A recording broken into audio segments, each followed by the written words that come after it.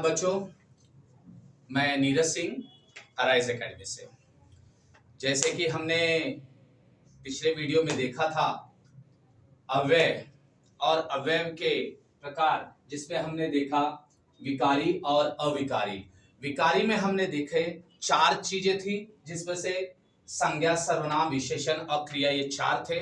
जिसमें से मैंने पिछले वाले वीडियो में 2 चीजें आपको बता दी थी, संज्ञा और सर्वनाम किसे कहते हैं, और उसके प्रकार बताए थे। तो बच्चों, विकारी और अविकारी के 2 भाग, और दोनों में 4-4 उसके उपपद हैं, उपविभाग हैं, जिसमें से हमने कल 4 जो देखे थे, 2 हो चुके थे। आज बचे हुए 2 की तरफ आप हम मुड़ेंगे, जैसे है विशेषण और क्रिया। विशेषण किसे कहते हैं? विशेषण शब्द ही अच्छा है, उसी में उसका रहस्य छुपा हुआ है, उसी में उसकी परिभाषा भी है। विशेषण विशेष, कुछ खास है ना। जब बच्चों विशेषण, हम पहले परिभाषा देखेंगे, विशेषण कहते हैं किसे?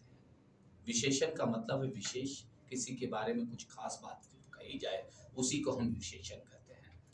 विशेषण की शुद्ध परिभाषा हम कहेंगे, जब हम संज्ञा और सर्वनाम की विशेषता बताते हैं, उसे हम विशेषण कहेंगे। और आसान में, जिस शब्द से संज्ञा तथा सर्वनाम की विशेष जानकारी देने वाले शब्द को विशेषण कहेंगे। समझ में आ रहा है बच्चों? किसे कहते हैं विशेषण? किसे कहते हैं? दोनों की विशेषता बताने वाले। किन दोनों की विशेषता बताने वाले? संज्ञा तथा सर्वनाम, या संज्ञा और सर्वनाम की विशेष जानकारी देने वाले या विशेषता बताने वाले शब्दों को ही विशेषण कहा जाता है। ठीक है, जैसे एक उदाहरण के रूप में हम देखेंगे, राम अति सुंदर है। राम अति सुंदर, अति भी अधिक विशेषता बता रहा है। इसमें सुंदर जो शब्द है, अति और सुंदर, यह क्या है? राम की विशेषता है, राम की विशेषता बताया जा रहा है। जैसे और एक उदाहरण के साथ में बता, राम उमेश से छोटा है। छोटा क्या है? छोटा, यह विशेषता बताई जा रही है। किसकी विशेषता? उमेश की या राम। दोनों में तुलना हम कर रहे हैं, राम और श्याम में। चलो राम और श्याम में देखे जाए। राम और श्याम में राम जो है श्याम से गोरे हैं। अब गोरा शब्द जो आ गया, यह विशेषण है। किसकी विशेषता बता रहा है? राम की। राम गोरे हैं और कृष्ण सांवले हैं। मतलब राम और श्याम में हमने तुलना की, किस विशेषण को लगा के? जो गोरा है, सुंदर है। ठीक है, जैसे मैंने कहा कि आम का पेड़ यह बरगद के पेड़ से छोटा है। आम का पेड़ बरगद के पेड़ से छोटा है। स्वाभाविक है, छोटा यह शब्द क्या आ गया? उसकी विशेषता बता रहा है ना। अब यहाँ पे मैंने संज्ञाओं का इस्तेमाल किया। मैंने पहले कहा संज्ञा तथा सर्वनाम की विशेष जानकारी देने वाले शब्द को विशेषण कहते हैं। यहाँ पे मैंने आम का पेड़ और बरगद का पेड़, यह आम और बरगद यह संज्ञा है, और बरगद जो मैंने कहा दोनों संज्ञाएं हैं, और पेड़ तो उसमें वो भी संज्ञा है, उसके प्रकार मैंने बताए हुए। लेकिन इनमें तुलना मैंने क्या की? छोटा या विशाल। मैंने अगर फिर से कहा, बरगद का पेड़, बरगद का पेड़ आम या बरगद का पेड़ सभी पेड़ों में, बरगद का पेड़ या वृक्ष को, बरगद का पेड़ वृक्ष सभी वृक्षों में विशाल होता है, विशाल वृक्ष होता है। अब विशाल शब्द जो यहाँ पे आया है, विशाल क्या है? उसकी विशेषता बता रहा है। किसकी विशेषता बता रहा है? बरगद के पेड़ की, बरगद के वृक्ष की। इसमें विशाल जो है, यह उसकी विशेषता है। तीसरी विशेषता बताया बरगद की। बरगद क्या है? पेड़ है। पेड़ मतलब उसका संज्ञा है, संज्ञा की विशेषता बता रहा है यहाँ पे। समझ में? अब मैं सर्वनाम में ले लेता हूँ। अभी संज्ञा में बताया, तुलना करके बताया, आपको विशेषण बताया। अब अगर हम सर्वनाम में ले लेते हैं, सर्वनाम जैसे कि वह उससे कमजोर है। वह उससे कमजोर है। अब यहाँ पे मैंने कोई नाम ही नहीं लिया, लेकिन यहाँ पे क्या इस्तेमाल मैंने किया है, सर्वनाम। सर्वनाम लिया, वह और उससे, वह और उससे दोनों सर्वनाम है। यहाँ पे सर्वनामों की विशेषता मैं बता रहा हूं, वह जो है उससे कमजोर है। इसमें विशेषण क्या है, कमजोर। कमजोर जो शब्द है वह विशेषता बता रहा है, वह जो है उससे कमजोर है, मतलब ताकत में हो, शरीर में हो, कमजोर दिख रहा है, मतलब कमजोर, यह उसकी विशेषता है। यह यहाँ पे मैंने सर्वनामों में तुलना की है, तुलना में यहाँ विशेषण लगाया है, कमजोर। ठीक है। अब दूसरा, वह उससे क्या है, ऊंचाई में छोटा है, वह उससे ऊंचाई में छोटा है। यहाँ पे ऊंचाई में तुलना की है, लेकिन विशेषण मैंने क्या लगाया है, छोटा। छोटा उसकी विशेषता है।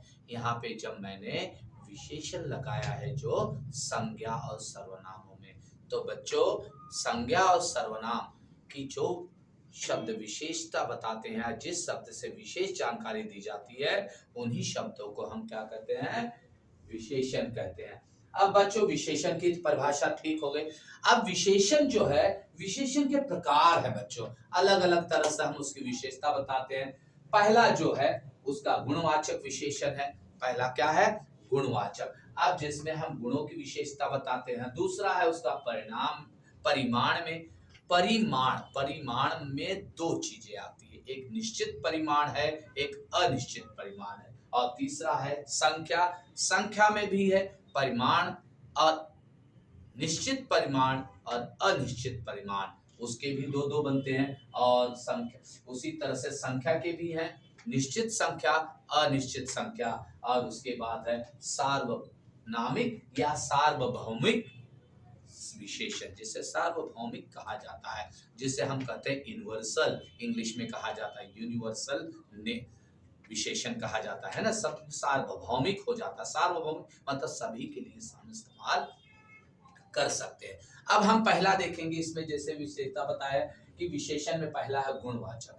जिस शब्द से या जिस शब्द से संज्ञा तथा सर्वनाम के गुणों की विशेषता बताई जाती है, किसकी बताई जाती है, गुणों की विशेषता बताई जाती है, उसे हम कहेंगे गुणवाचक विशेषण। गुणवाचक। अब गुणों की मैंने कहा, अब कैसे गुण कैसा है, जो राधा है वो रानी से क्या है, बुद्धिमान है, या राधा बड़ी बुद्धिमान विद्यार्थिनी है। राधा बहुत ही बुद्धिमान विद्यार्थिनी है। अब राधा की यहाँ पे क्या हो रही है, गुण की विशेषता हो रही है। गुण कैसे है, उसका कौन सा गुण है, बुद्धिमान, वह बड़ी ही बुद्धिमान है। अब दूसरा मैं कहूंगा, वह पढ़ने में, यहाँ पे क्या गुणों की है, राम जो है पढ़ने में होशियार है, राम पढ़ने में होशियार है, या राम होशियार है। अब यहाँ पे राम जो हो गया संज्ञा है, और उसमें क्या हो रहा है, उसके गुण की विशेषता हो रही। गुण को सा होशियारी, होशियारी एक गुण होता है, और होशियार है जो कि उसकी गुण की विशेषता हो रही, इसे हम कहेंगे गुणवाचक विशेषण, उसके गुणों की विशेषता हो रही। वह बड़ा बुद्धू है, अब वह बड़ा बुद्धू है, वह मतलब सर्वनाम हो गया। अब सर्वनाम की भी विशेषता बता रहे, वह बुद्धू कैसा है, बुद्धू है। बुद्धू मतलब बड़ा ही दिमाग से कमजोर है। बुद्धू शब्द यहाँ पे क्या आ गया, उसकी विशेषण आ गया। और बुद्धू कैसा है, गुणों की, उसके अंदर कौन से गुण है, बुद्धू जैसा हरकत करता है या बुद्धू जैसा है, तो उसकी विशेषता वहां आ गई, बुद्धू। तो यहाँ पे यह गुणवाचक विशेषण हो गया। समझ में आया बच्चों, गुणवाचक विशेषण किसे कहते हैं। अब अगला है परिमाणवाचक। परिमाण, किसी चीज की परिमाण बताते हैं। परिमाण मतलब क्वांटिटी, हम जिसे उसकी तादाद।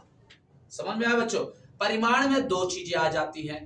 पहला जो आता है निश्चित परिमाणवाचक विशेषण, दूसरा होता है अनिश्चित परिमाणवाचक विशेषण। जैसे मैंने कहा कि आज पापा ने बाजार से 2 किलो सेब लाए।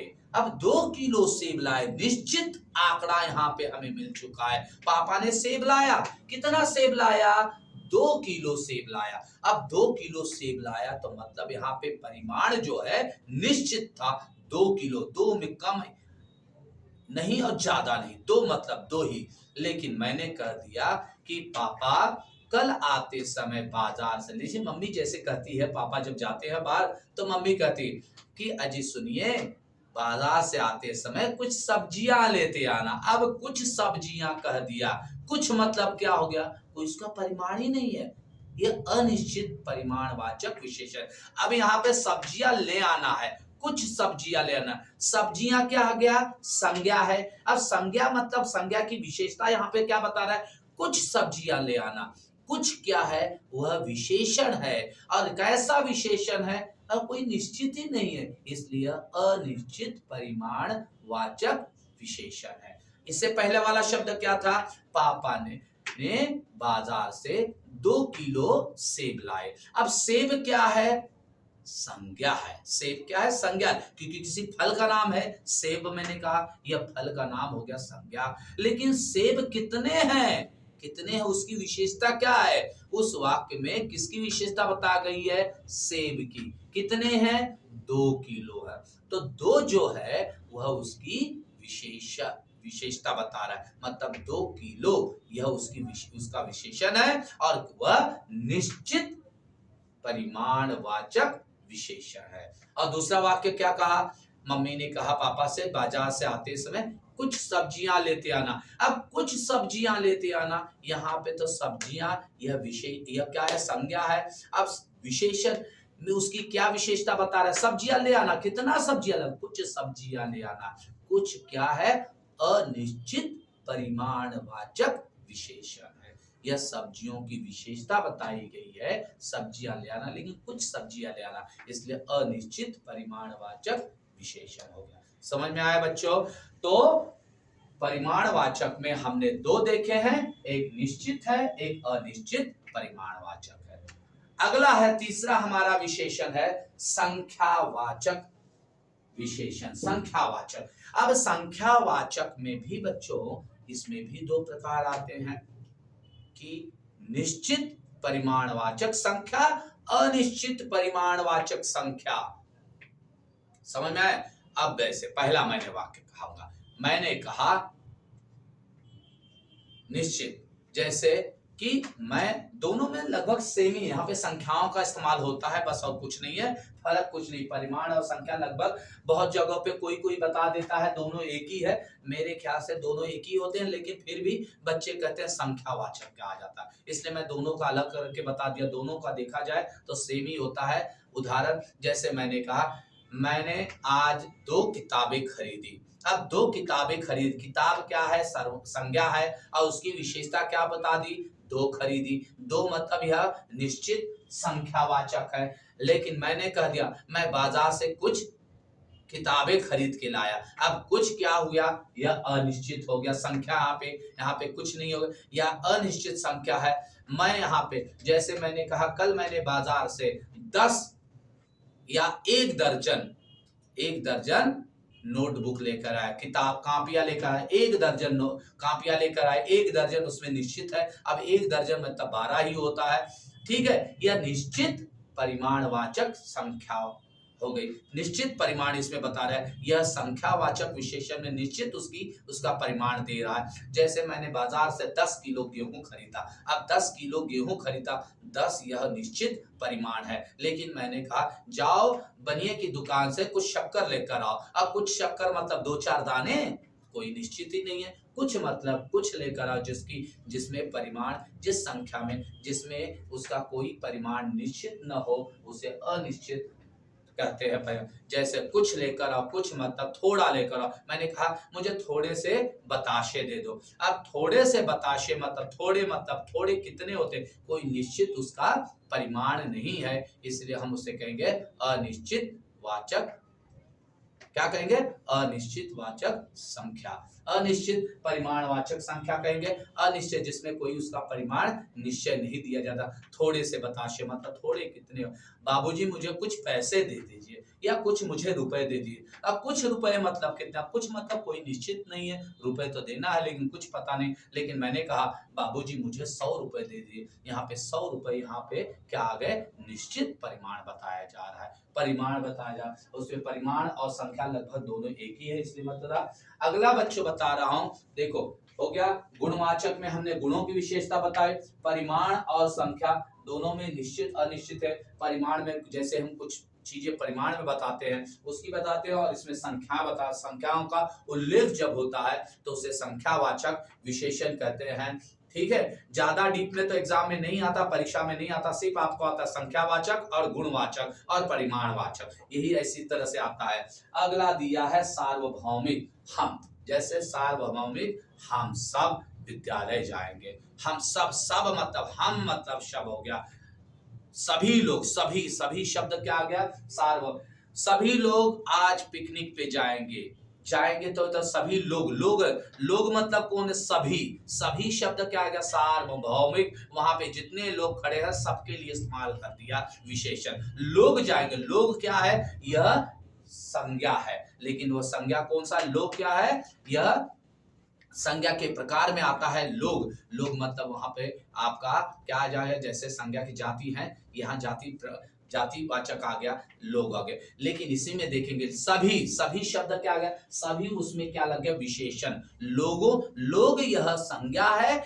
लेकिन लोग के लिए क्या लगाएगा, सभी लोग। कितने लोग जाएंगे, 10 लोग, 5 लोग कह देंगे तो ये इसमें आ जाएगा संख्यावाचक में, 10 लोग विद्यालय जाएंगे, या 10 लोग घूमने के लिए जाएंगे, या 10 लोग पिकनिक के लिए जा रहे हैं, तो संख्यावाचक में आएगा। लेकिन मैंने कह दिया सब लोग जाएंगे, अब सब मतलब सब क्या आ गया, सार्वभौमिक आ गया, सभी के लिए, सभी लोग या सब लोग या सभी लोग जाएंगे, सभी शब्द क्या आ गया, सार्वभौमिक के लिए आ गया, सभी के लिए। बच्चों तो यही है विशेषण के प्रकार। अगला दिया है वाक्य, जो हम कहते हैं क्रियाएं मतलब इसमें संयुक्त, सहायक और प्रेरणार्थक क्रियाएं होती हैं। संयुक्त जो होता है, जो उसके साथ संयुक्त लगता है, मतलब दो क्रियाओं को जोड़ के बनाया जाता है, उसे संयुक्त कहते हैं। और सहायक, जो क्रिया के सहायकता करता है, सहायक रूप करता है, उसे हम सहायक क्रिया कहेंगे। और उसमें प्रेरणार्थक क्रियाएं जो होती हैं, ये आपको ज्यादा आता है, ये दोनों तो इतने परीक्षा में नहीं आता, सहायक और संयुक्त वाक्य क्रिया के सिर्फ क्रिया किसे कहते हैं वो पता होना चाहिए,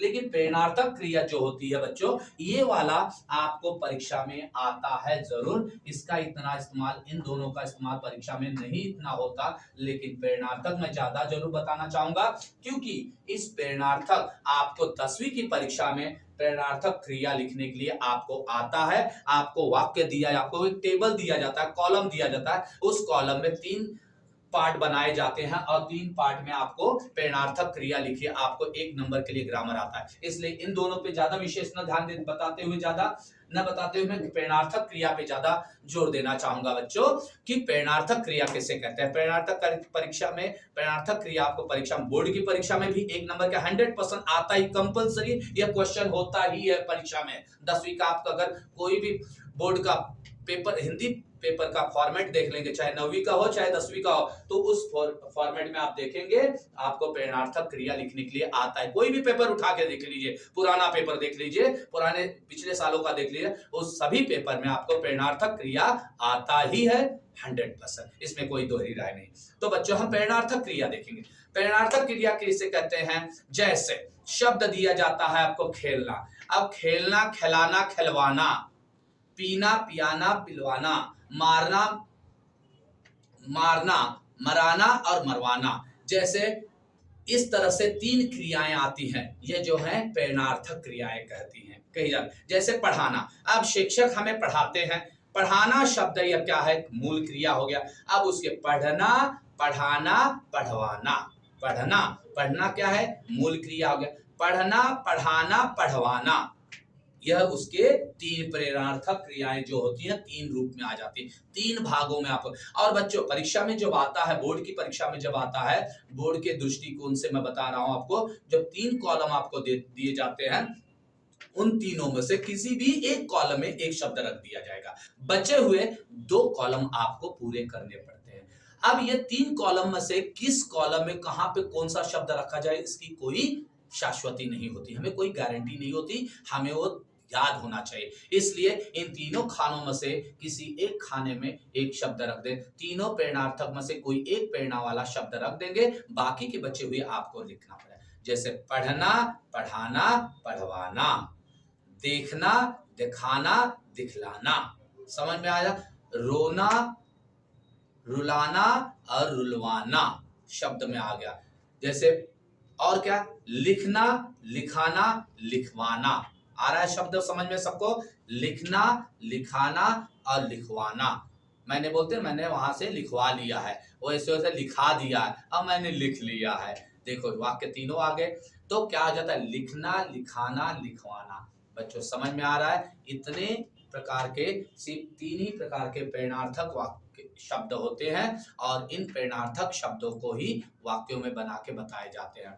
तो बच्चों आज हमने कि पिछले वीडियो में और आज के वीडियो में हमने 2 चीजें, पूरी विकारी शब्द के ये चारों चीजें पढ़ी। अब अगला हमारा दूसरा वीडियो में हम देखेंगे बच्चों कि अविकारी। विकारी में भी, जैसे विकारी में हमने 4 देखे, अविकारी में भी हम और 4 भाग देखेंगे, उसके उपपद देखेंगे अविकारी में। तो बच्चों अगले वीडियो में हम आपसे मिलेंगे। धन्यवाद। और मेरे इस वीडियो को सब्सक्राइब और लाइक करना मत भूलिएगा। अगर आपको पसंद आया तो जरूर इसे लाइक और सब्सक्राइब जरूर कीजिए। धन्यवाद। फिर